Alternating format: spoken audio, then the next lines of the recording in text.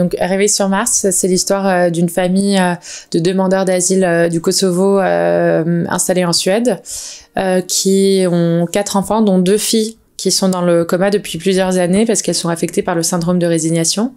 Et en fait, je raconte l'histoire à travers les yeux du plus jeune frère qui s'appelle Furkan, qui lui, en fait, pour faire face à cette situation, décide de partir un peu sur une quête de survie en préparant un départ, un voyage sur Mars. Mars është orange pak edhe qështu si e kuqe. Ka me këshy nëse ka jeta, po mendoj që ka jeta. Gjeneta dhe pateta, unë besoj ata umin shka po foli.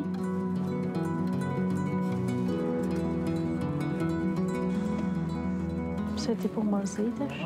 Po s'kam qef të kush më ndjenë. Në shtëpi në Kosovë atje, e dikush më ka kapur për fitit, a ka piskat edhe vesh karak, që shtu pram. La première fois que j'ai entendu parler du syndrome de résignation, c'était en lisant un article en avril 2017 dans le New Yorker, un magazine américain qui parlait justement de ces enfants en Suède qui tombaient dans un coma en apprenant qu'ils allaient être expulsés du pays. Alors, le syndrome de résignation, c'est un syndrome psychologique qui affecte les enfants demandeurs d'asile, particulièrement en Suède. C'est là où ça a été diagnostiqué il y a à peu près 10 ans. Et en fait, c'est une forme de choc, en fait, d'apathie qui suit un choc traumatique. Et le choc traumatique est souvent lié à une lettre d'expulsion ou à la possibilité d'être expulsé du territoire. Donc, c'est vraiment des enfants qui, finalement, pour la première fois en Suède, se sentent en sécurité. Ils sentent qu'ils peuvent vraiment s'intégrer et reconstruire une nouvelle vie. Et tout d'un coup, en fait, on leur dit qu'ils peuvent pas, voilà, vivre ici et que leur famille va être expulsée. Et ça crée un énorme bouleversement chez eux qui fait qu'après, ils s'abandonnent un petit peu, ils se résignent à ne plus exister.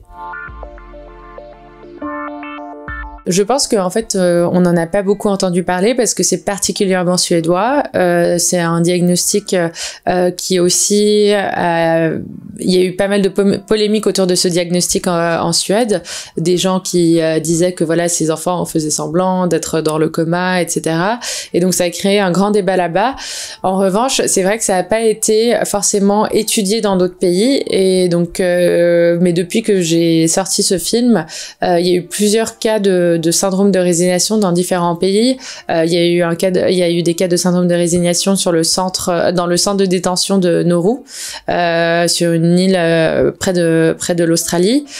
Quelques cas aussi à Lesbos et dernièrement aussi à Paris. Donc en fait, je pense que c'est aussi quelque chose qui doit être étudié avec des psychologues et des médecins du monde pour savoir si c'est quelque chose qui est plus répandu chez les réfugiés ou les enfants réfugiés.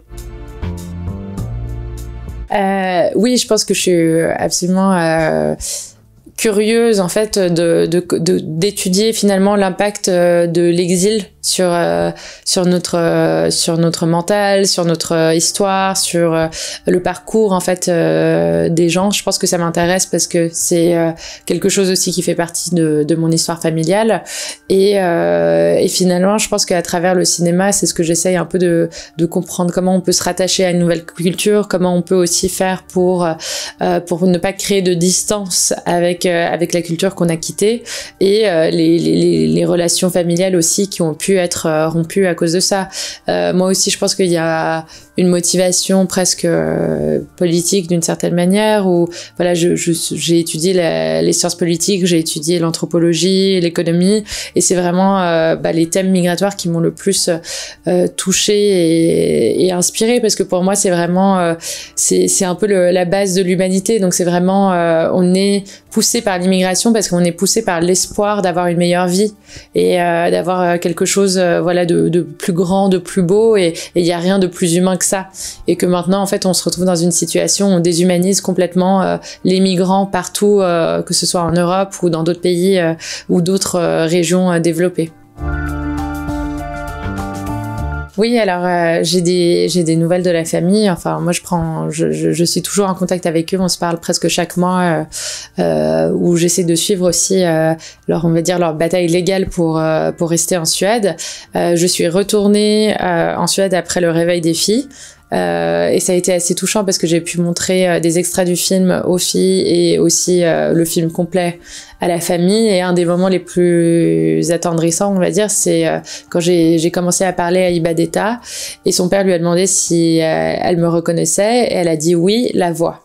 Donc en fait tout ce temps-là aussi elle était dans cet état de coma, mais aussi consciente en fait de son environnement et des gens qui l'entouraient et qui sont venus la voir.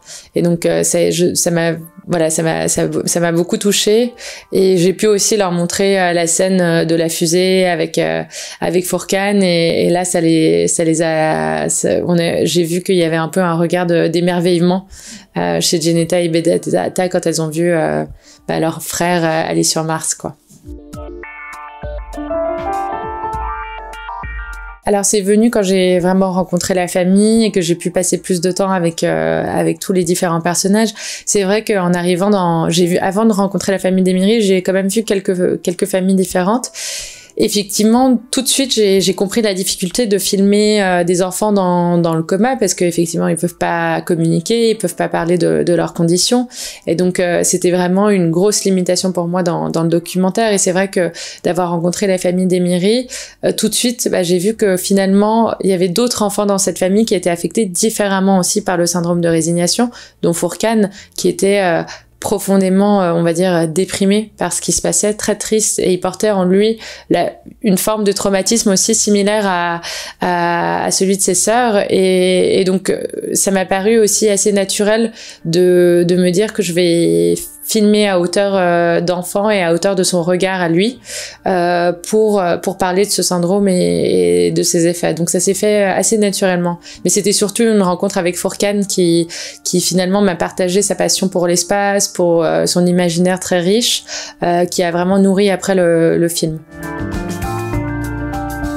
Alors pour le moment, en fait, en novembre 2020, ils ont reçu la mauvaise nouvelle que leur demande de permis de séjour permanent avait été refusée en Suède. Donc maintenant, ils doivent refaire toute une demande d'asile de nouveau en Suède. Mais il y a un gros risque d'expulsion du pays. Donc maintenant, on essaye de voir si potentiellement ils peuvent rester en Suède ou peut-être émigrer dans un autre pays. On va voir si le Canada peut potentiellement les accepter dans les prochains mois. Mais voilà, c'est toujours...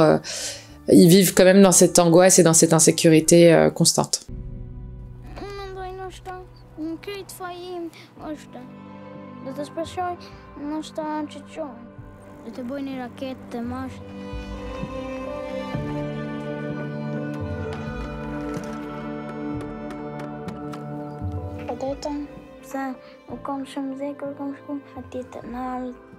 Kurse të nesërmit, herën kur në ka ardhë kjo e fundit, e ka qelur post. Shumë keqi na kanë qëti, se shumë keqi unë kanë.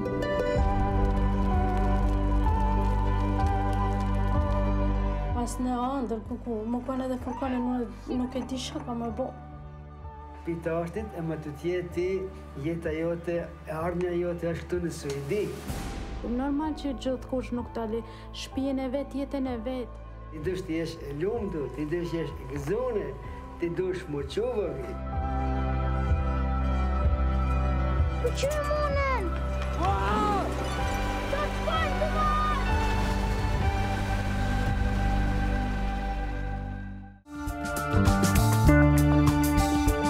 Pour les cinéphiles, je pense qu'ils vont être intéressés par la forme de mon documentaire qui est assez innovante et qui finalement fait confiance au public. En fait, j'essaye à travers mes images, même si voilà, il y a tout un pan métaphorique, un peu magique, surréaliste. Et en fait, je fais aussi confiance au public pour faire la part des choses entre la réalité observée et celle qui a été construite aussi pour le film pour représenter tous ces éléments qu'on ne peut pas vraiment raconter sur la maladie et sur l'effet psychologique en fait que cette maladie peut avoir sur une famille et sur des enfants. Je pense que aussi ça va être un moment de beauté humaine de dignité. Finalement, on va voir une famille pleine d'amour, pleine de dignité à l'écran, et c'est des exemples qu'on n'a pas tous les jours. Donc voilà, c'est pour ça que je vous encourage à aller voir Réveil sur Mars.